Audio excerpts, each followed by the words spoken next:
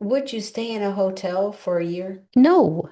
And most of you, if you're honest, would say you would not be renting a hotel room for a year, 5 years, you would not be doing it. And you would say, I asked you the same questions.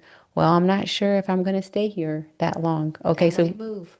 I might move, I might change careers. I'm new into the career. Okay, but would you still rent the hotel for a year, 2 years, or five? Absolutely not. Thank y'all for joining the Twincast. It's the podcast where business and faith are our foundation and a good laugh is always on the house. We're identical twin sisters navigating the real estate world one deal at a time. The Twincast starts now. Welcome back to the Twincast. We're Nicole and Cherie, identical twin sisters, and your host of the Twincast. And on this podcast, we talk about faith, real estate, and leveling up. Nicole, let's go. Well, let's get into it. Dun dun dun dun dun. Should you stay or should you go? Should you rent or should you buy? Important question. Okay, so this question has been coming up a lot lately. We've had several people reach out to us, and they're young adults, thinking about renting or buying, and they're just getting into their careers, thinking about making this transition, but, little leery, little scared about doing it because, they're young. And so our piece in this is really to analyze a lot of different things, but we want to make this topic important because as interest rates have been, all over the place lately, and we're expecting them to get higher, I expect this question to come up more. So, if you're asking yourself, should you rent or should you buy? Let me ask you this question about the hotel. You brought it up. You tell them, Nicole. Well, would you stay in a hotel for a year? Would you rent a room from a hotel? I mean, I don't care what hotel it is, if it's the Ritz or if it's the Hilton, wherever. Would you rent a hotel room for a year? No. And most of you, if you're honest, would say you would not be renting a hotel room for a year, 5 years, you would not be doing it. And you would say, I asked you the same questions. Well, I'm not sure if I'm going to stay here that long. I Okay, so might move. I might move, I might change careers. I'm new into the career. Okay, but would you still rent the hotel for a year, 2 years, or five? Absolutely not. You would tell your friend no. Yeah. And we really want to talk about why we would say there's important questions that you need to ask outside of, we're not just saying, hey, go buy a house. We're saying, get a plan together and come up with some reasons why you would rent or why you would buy. I think there's going to be an overwhelming, like a landslide that says, hey, it makes more sense for me to buy, but we want you to put pen to paper and really deep dive into why you want to do one or the other. Yeah, and it Talk to will. the professionals. That's here on the Twincast. We're always talking about talk to the professionals because it's not someone that maybe hasn't ever bought a house or maybe that's someone that hasn't bought a home in 40 years. We want you to talk to someone that is knowledgeable in the field right now. It's important to do that. And they're going to give you advice that I would say most of the time is going to make sense. But when you put a pen to paper and you start writing down your finances and you start understanding those, it forces you to put into perspective what you're doing every month. And when you say, well, I'm already paying, $1,700 a month in rent, why don't we just transition that into something that you're buying? It's just a trade-off, except for when you make the trade-off to buy, you're investing in yourself into an asset instead of like literally throwing the money away, lighting it up on fire Mhm. every month. And we don't want to do that because that's what happens when you rent. And like Nicole said, there is a, time to rent. There's a time and a season for all things, right? I definitely agree with that. But if you put a pen to paper and you start analyzing your finances, you'll probably come to the realization that I need to move my money into buying the category instead of renting category. So if you do decide to buy, there are important questions that you need to ask your real estate agent as you are thinking about the buying process. And you, as yourself, it's not a forever home. So let's get the mindset together that it's not going to be a forever home. Had I known this information when I first purchased my home, 20 years ago, I probably would have had more than one rental property. And that's what I would like to do now is have, but I want to provide the information now to our, it doesn't matter if you're 20 or if you're 40 and you never bought a home, buy a home because you can start investing into your future right now. You're still going to need a retirement. You're still going to need money, and real estate is where it's at.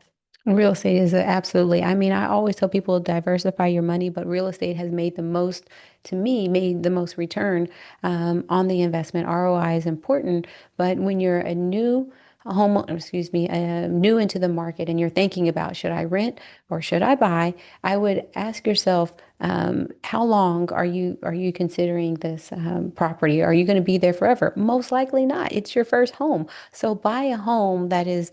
Uh, Not the top of the market, Yeah, not the you don't best want to. house in the neighborhood, right? You don't want to go to the neighborhood that has the most expensive home there. Right. Take that in consideration because it's going to take a longer time for you to build equity into that property. Hmm. So I showed a house the other day, and it was for a younger person, and it was her first property. And I said, there were several homes in that subdivision. I said, hey, this is the one to buy because you're probably not going to be here forever. She worked at Scott and White, and so she may move. And Hmm. that's great and that's fine. And it can be an investment property later. You can use it as a rental, but it was the cheapest house on the block.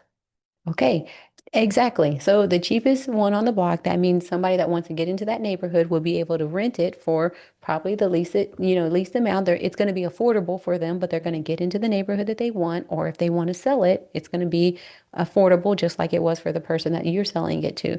So that's something to consider because as you know, people in general, we just want the best all the time. I mean, I we do. mean, I understand it. We do want the Yeah, best, but we we have to be reasonable. Yes, because whenever you're making this decision, if you say, well, I'm just going to wait until I have everything figured out, I'm going to wait until I have all the money, I'm going to wait until I get into the career. Listen, you're losing money. As we speak, you're losing money with that mentality. So take a step back and say, listen, right now, this is what I can afford. Later on, I'll get to where I'm going. I'll get the bigger house. I'll get the three-car garage. I'll get the land, You'll whatever get that it. may. What's that? I said, you'll get it. You'll get You it, but absolutely get it. you'll get it, but you'll have to you'll wait. Time. It's Because just if you jump into the most expensive property, if your pre-approval is good for 350 and you're going to 375, I mean, of course, the lender is navigating you through that process, but you have to be mindful. You start with a little bit and then you just grow. So, mhm. most people stay in their home for about 5 years. So, as you know, we don't know what's going to happen tomorrow, but for yourself, you can plan accordingly and say, hey, in the next year, 2 years, 3 years, kind of lightly pen to paper, map that out and think about what you plan on doing as far as your career. And again, like we said, the main thing is understanding you don't have, it's not a forever property. It's going to be something it's a stepping stone to get where you're trying to go. Just a stepping stone. That's a good way to think about it because we just see so many people trying to get all these things figured out. And it's like, but right now you're literally losing money. So we don't want that to happen.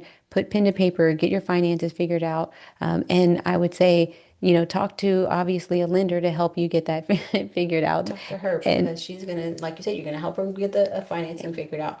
But what I see talking to my buyers is down payment. They don't know if they want to put a down payment. They don't know if they have a down payment. And as far as when you're renting, maybe you don't, maybe you have 6 months on your lease. Okay, go ahead. Go ahead. It's time for you to talk to the lender and for you to figure out, hey, do I qualify for a down payment assistance program? If I don't qualify, how much money do I need to save up before my 6 month lease is over so I can go buy a home? yes, it's And where perfect is my time. credit score? It's a perfect time to do that Mhm. because you have time to figure things out, and people wait until I'm 1 month away from my lease and I want to figure it out.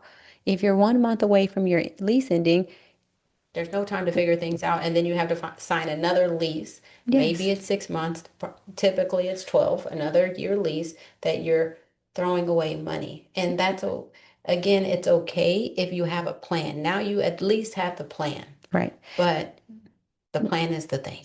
Yeah, I mean, we say that about everything. Is Mhm. is that the plan? And as we Not in your head plan, like on paper, talk to a lender. I need $3,645.10 to close on that house. Like you need to know what your down payment is. You need to know specifically, I need to pay off this credit card to 2,500. You need exact numbers so you know where you're going. and then after that, it's on you. It's on you to Mhm. figure out with your budget. And Why why do we say it a million times, a budget? Because if you don't operate with a budget, you'll never get to where you're going. The budget is the key. The budget gets you to where you're going. It tells you how much can you spend monthly? How much can I spend weekly? How much can I spend daily? Get that deep into your budget because that is going to, when you're that precise, there's no room for error. It's just, it's very clear. Listen, I got $20 a day. And that's what I'm going to do. And every day, that's how much I can spend. You don't got a question about it. It's very simple. It makes it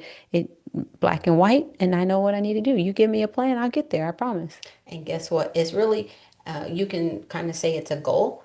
It's a plan. 42% more likely to accomplish that goal or plan if you write it down. Hmm. So write it down. Write it down and become a homeowner. Wow.